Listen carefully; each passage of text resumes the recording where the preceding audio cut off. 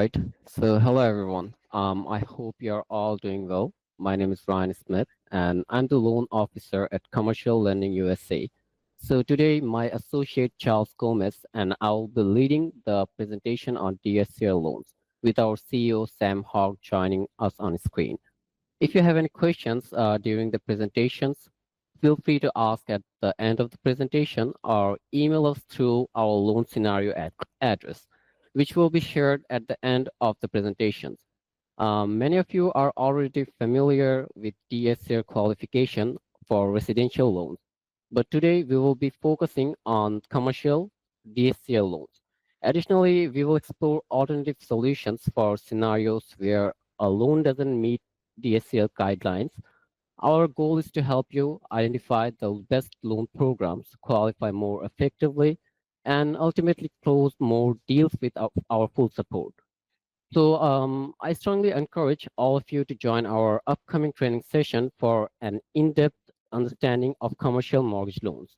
So now let's dive in and get started. So here are the training agenda. so sorry about that. All right, let's take a quick look at today's training agenda. What are DSCR loans?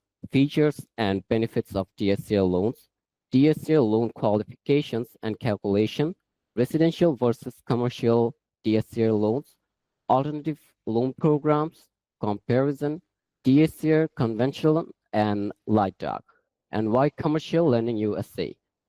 So DSCR loans, the key to growing your rental portfolio, means that DSCR loans help real estate investors secure financing based on their property's rental income, making it easier to expand and grow their rental portfolio.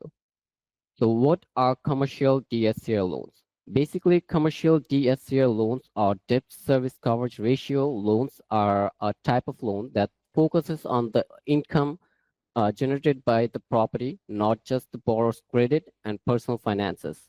When lenders assess these loans, they look at whether the property's rental income can cover the debt payments rather than focusing solely on your credit score. This makes it easier for investors to qualify, especially if their rental property is performing well financially. Interpreting the DSCR loans. A higher DSCR is usually preferred because it shows the borrower is better able to pay back their debt. Lenders and investors typically look for a DSCR of 1.25 or higher. For commercial properties, as it means lower risk, stronger financial health, and more protection against potential economic or company specific challenges. So let's go over the key features of commercial DSCR loans. Focus on property performance. Unlike traditional loans, which look closely at the borrower's credit score and personal finances, commercial DSCR loans focus mainly on how much income the property can generate. Lenders want to know if the property's rental income can cover the loan payments rather than looking at things like your personal debt to income ratio. Flexible underwriting. One of the great things about DSCR loans is that they typically have more flexible underwriting standards. This means that even if you don't meet all the strict requirements of a traditional loan, you might still be able to qualify for funding. This flexibility opens up more opportunities for investors to secure financing for commercial real estate projects, even if they don't have perfect credit or financial history. So now let's take a look at two more important features of commercial DSCR loans. Lower loan to value ratios. To reduce risk, lenders typically require lower LTV ratios for DSCR loans. This means borrowers will need to put down a larger deposit upfront. The reason for this is simple. The more equity you have in the property, the lower the risk for the lender. This helps protect both you and the lender in case the property value changes over time. Shorter term, loan terms. DSCR loans often comes with shorter loan terms compared to traditional commercial loans. These shorter terms help lenders make sure the property can consistently generate enough income to cover the debt payments. It's a way to ensure that the property can meet its financial obligations over the life of the loan without stretching it too long. And here's the key benefits of commercial DSCR loans. Flexible repayment term. And one of the major advantages of DSCR loans is that they offer flexible repayment terms. Unlike traditional loans, sorry, unlike traditional loans, which have fixed and rigid payment schedules, DSCR loans can be customized to better fit the cash flow patterns of your business. Increased borrowing capacity. Because of DSCR loans, focus on the property's ability to generate income rather than your personal finances. You may qualify for a larger loan amount compared to traditional financing options. If your property is generating strong cash flow, lenders are more willing to offer you higher loan amounts to support the borrower growth and investments. Lower interest rates with a reduced risk. Another key benefit of commercial DSCR loans is that they often come with lower interest rates than the other types of loans, like bank statements or note of loans. Since DSCR loans are less risky for lenders thanks to their focus on the property performance, they tend to offer more favorable rates, making them a more affordable option for borrowers. So build wealth with DSCR, smarter financing for investors. Means that DSCR loans allow investors to use their property's income to secure financing, helping them grow their portfolio and build wealth more easily. So let's go over the formula to calculate DSCR. The debt service coverage ratio helps us to understand if a property can cover its debt payments with the income it generates. To calculate DSCR, we use the simple formula. DSCR equal to net operating income divided by total debt service. Let's break it down. Net operating income. This is the income the property makes after paying for operating expenses. To calculate NOI, just subtract the property's expenses from its total revenue. Net operating income equal to revenue minus operating expenses. Total debt service. This is the total amount of the property owes in debt payments, including both principal and interest. It's essentially the monthly or yearly debt obligation. Now, here's the important part. If your DSCR is greater than 1, it means the property is generating enough income to cover its debt payments. And if it's less than 1, the property doesn't make enough to fully cover the debt, which could be a red flag for lenders. Okay, so here are the types of property that can be qualify for DSCR loans: multifamily properties, office buildings, retail properties, industrial properties, hospitality, mixed-use properties, and residential investment properties that can qualify for DSCR loans. The factors that can impact on DSCR loans: a minimum of 660 FICO, types of property, interest rates to qualify, DSCR ratio and terms, property condition and location, and the risk of investment. And who is eligible for a DSCR approval? Self-employed individuals, business owners and contractors, the real estate investors, the foreign national individuals, borrowers with significant liquid assets, and borrowers with less taxable income. So who should use DSCR loans? So typically DSCR loans are designed for income generating properties, making them a great fit for rental and commercial real estate. They can also be used for refinancing existing properties, providing property owners with flexibility to enhance their financial strategies. The properties that are not suitable for DSCR loans, the raw land or project development, fix and flip or ground up construction, high risk properties, vacation or personal use, unique or non-traditional properties, irregular income properties. So what happens if DSCR loans doesn't qualify? if a DSCR loan doesn't qualify, we have alternative loan program like the bank statement loan program. This is ideal for self-employed individuals, freelancers, or anyone with non-traditional income. So how it works? Instead of tax returns, lenders use 12 to 24 months of bank statements to assess cash flow and income. This helps determine eligibility even if you don't meet traditional requirements.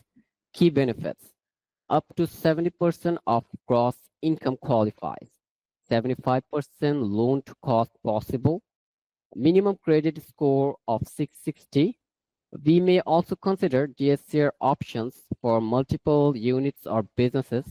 This program is perfect for those with non-traditional income who need flexible financing. So let's take a look at light doc or no doc loans, are great options when you are not qualifying for DSCR loans. Key focus: these loans are all about credit score and liquidity with minimal documentation required. Advantages: less emphasis on DTI or DSCR. These loans are easier to qualify for since um, debt to income and DSCR are not the primary focus. Perfect for inconsistent income. Great for self-employed borrowers or anyone with fluctuating income. Strong finances and credit. Ideal for borrowers with strong personal finances and a good credit score. Work for unstabilized properties. This is a good choice for properties that may not have consistent income yet. So now let's dive into portfolio loans, another great option when a DSCR loans doesn't qualify. So typically portfolio commercial loans are designed for real estate investors and businesses to finance multiple commercial properties or single complex property under one loan. Held in the lender's portfolio, these loans offer greater underwriting flexibility, and the key features include purpose-specific. Funds are for development or construction projects, collateral-based. The property secured the loan, short to medium term, typically 1 to 5 years with interest only. Payments during construction, higher interest rate reflects the higher risk. Draw schedule, funds released in stages as the project progress. DSCR requirements, property income must cover debt. And the exit strategy, sale or refinance plan is required for repayment. So, all right, that covers the first part of our training on DSCR loans. We have gone over what they are, how they work, and why they can be a great options for investors. We have also looked at how to calculate DSCR and which types of properties can qualify for DSCR. So now to dive into more details, I would like to pass it over to Charles Gomez. So Charles, could you please take it over from here? All right. Thanks a lot, Ryan. You did well in covering most of the grounds for DSCR loans. Let me go through with the rest of the presentation. All right. So let's continue with like what happens if a DSCR loans does not qualify.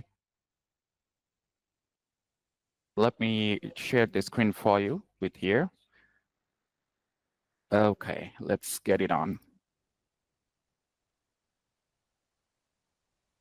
All right, so these are actually is alternative loan programs. So what we are doing here is trying to let you know that if DSCR does not qualify, then what can we do for the alternative?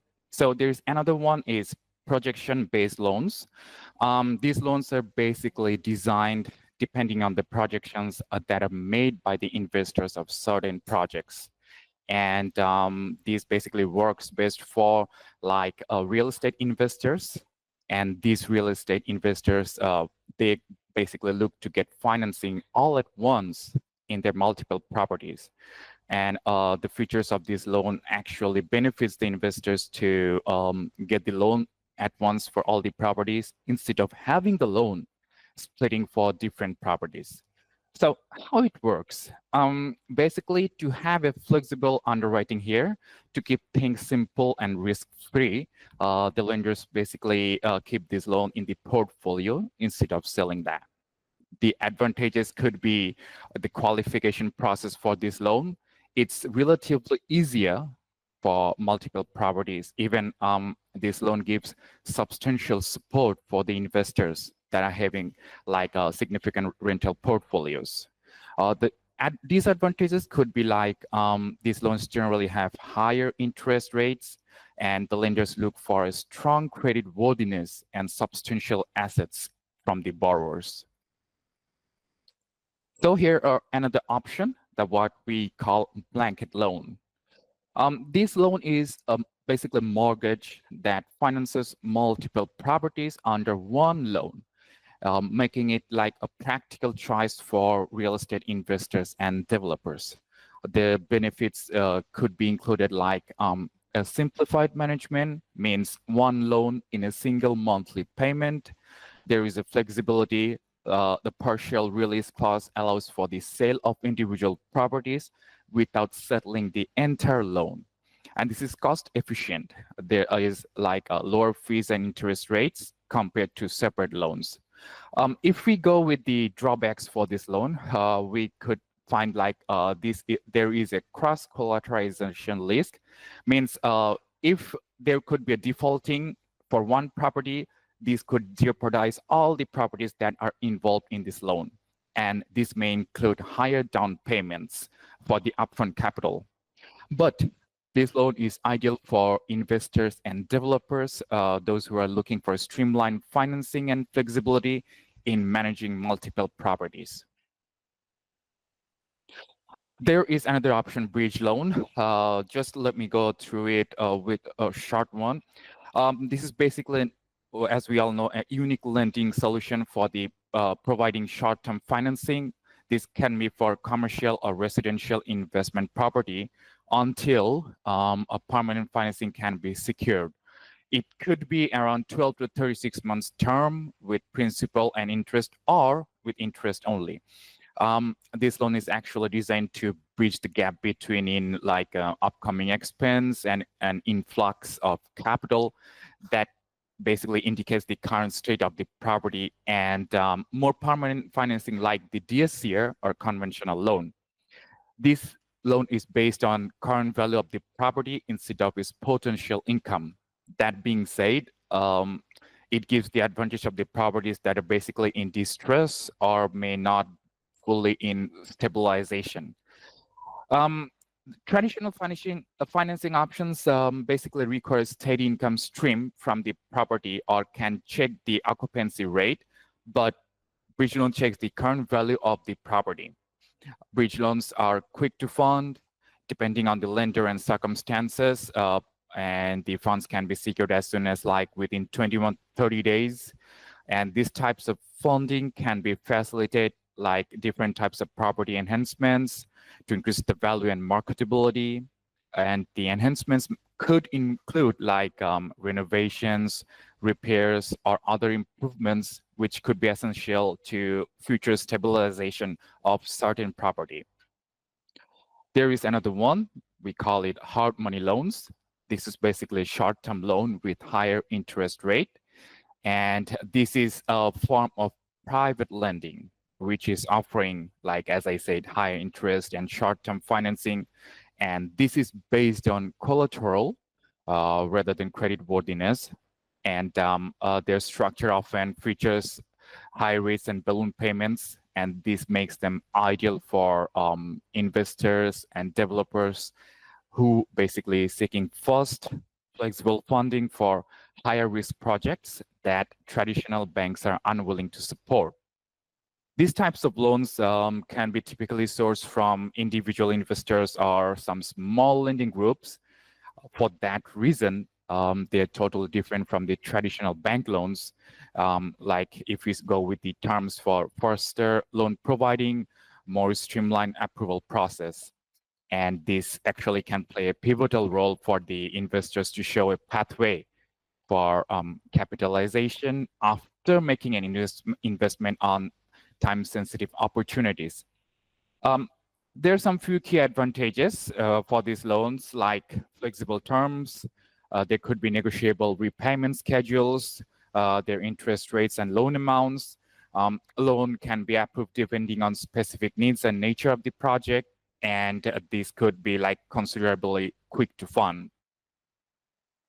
So here is like the comparison in between DSCR and bank statement loans.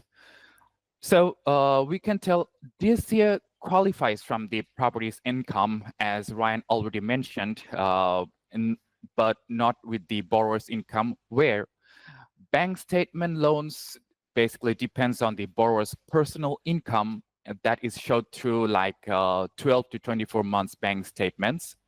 And a DSCR needs proof of property income like rent rolls or operating statements, where bank statements basically focuses on cash flow instead of tax returns. DSCR is the best for real estate investors with income generating properties, and bank statement loans work best for the borrowers who are self-employed or maybe with non-traditional income sources. Here we are trying to show the expenses that are needed to calculate the single family home for 1 to 9 units in DSCR.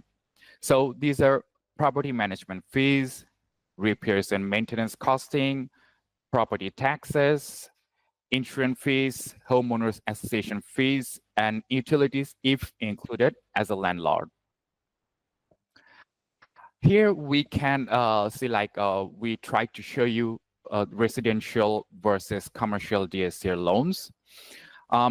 For residential, it is required that it has to have at least 1.2 to 1.25 DSCR ratio, where the commercial lenders usually prefer 1.25 to 1.5 for the DSCR ratio if there are risks in the properties. That means a property must generate more than 20% to 50% more than the debt payment it has. Residential DSCR is used for the residential investment properties that is generating income, where commercial DSCR is typically used for larger commercial properties like office buildings, retails, or the properties with mixed use. It is easier to calculate a residential DSCR ratio, but if we want to go and calculate with the commercial properties, they can have often like additional income streams, which can result in more complex operating costs that makes complex DSCR calculation for the commercial properties. In residential, 1.0 DSCR ratio can be considerable, or it can be said there no ratio calculation can be included in this. But for the commercial properties, the minimum ratio should be 1.25 according to the guideline, and that can increase depending on the loan type, borrower's credit profile, and the property's stability. So we try to show like a few comparison between conventional DSCR and no-doc. If you go with the qualification to DSCR, traditional and LITE doc, we can see that DSCR basically is depending on the property rental income, net operating income, and debt, where traditional is based on the borrower and property income. We can go with the full doc, and for LITE and no doc, just needs to use the common sense underwriting, but that is not depending on the income. For interest rate in DSCR, typically higher than a traditional loan, and for the traditional mortgage, best interest rates with long-term financing. And for LITE and no doc, this is basically easy approval, but the interest rates are higher than DSCR. The loan amounts could be 250K to 200 million based on the ratio on DSCR loan. For traditional, this is in between 2 million and 200 million, but need to check all the financials. And for LITE and no doc, this could be in between 250K to 50 million. This could come like both bridge and term loans. In DSCR, approval time 30 to 45 days. For traditional, basically takes within 60 to 90 days. But if we go with the FHA, that can take in between 3 to 12 months, where LITE and NODOC, this comes in between 25 to 45 days. In DSCR, there are more flexible terms. If the DSCR ratio matches, for traditional, that actually coming more stringent requirements, more harder. And for LITE and NODOC, this is basically have more flexibility and easier terms and approval. So why us? Why commercial lending USA? As like we discussed it before, like in our previous session, that we have experienced funding specialists to help out the borrowers. And as we have over 30 years of combined experiences, we can give you lots of insights and we can help you out in different aspects. That's not of it. We have a wide range of loan products that can help the borrowers to look for the exact needs and which loan program they should go for. And we have our support team available for 7 days a week to meet any kind of queries or to give any kind of solutions that the borrowers are looking for. We are able to like issue the LOI within a short time, as we have in-house underwriting ability, and we have relationship with over 200 investors and lenders. So we can say like the borrowers, without any kind of doubt, will get better funding and will get every kinds of assistance from us to make their funds available, as we have higher closing ratios. So here is the part of frequently asked questions. Let's dig in what we have here. What DSCR is required to qualify for a commercial loan? As I said before, as I discussed just a few minutes before, for residential, we can have 1.2 to 1.25, but we can have a no ratio like 1.0 DSCR. This is very important to bear in mind that for commercial, it starts from 1.25 ratio, can go up to 1.5 or more, but that is depending on the loan type, borrower's credit profile, and property's stability.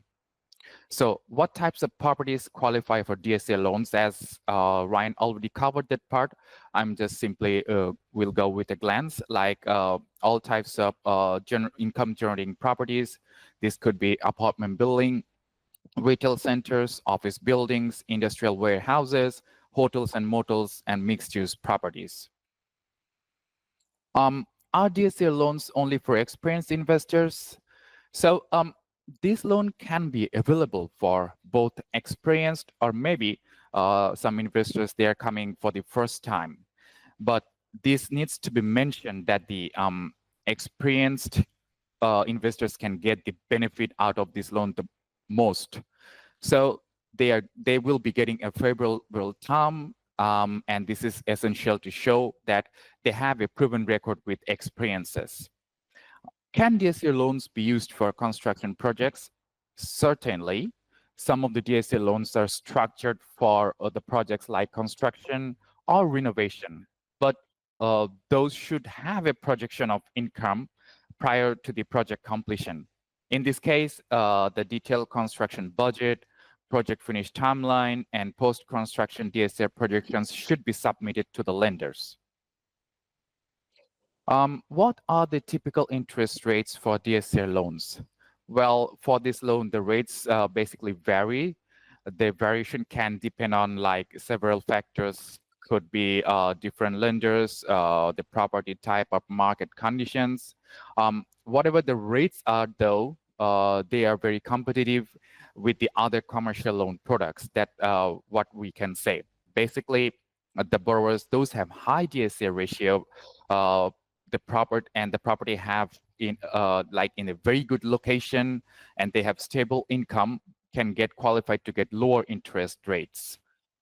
Can I refinance an existing loan with a DSCR loan? Definitely. Many of the investors use this loan to have a refinance on the existing debt on a property. The refinance with this loan actually helps secure a better interest rates. They can have a reduced monthly payments, or there will be an opportunity to have excess equity for additional investments. Um, is a personal guarantee required for DSCR loan? Uh, this is actually a common issue in terms of personal guarantee, but that may not always be required for this loan. There may be some lenders who can offer a non-recourse DSCR loans. And in this scenario, the borrower is not liable personally if the property fails to perform. This may come with more strict terms or higher interest rates. We should bear in mind, okay? So what role does property location play in DSCR loan approval? Basically, location plays a crucial role in DSCR lending. Let's say the properties with low vacancy rates in high demand areas and strong market fundamentals can qualify with more favorable loan terms. Factors like location risk, tenant demands, property stability are assessed by the lenders, while actually they are making approval for decisions to go with the DSCR loan. Are there prepayment penalties with DSCR loans? In many commercial DSCR loans, prepayments are included. This can be reflected in the early years of the loan. And if anyone wants to pay off the loan in the early stages of this type of loan or in the near future, this needs to have a clarification. But we need to bear in mind that according to the lender and loan type, penalties may vary. How does my credit score impact on DSCR loan eligibility?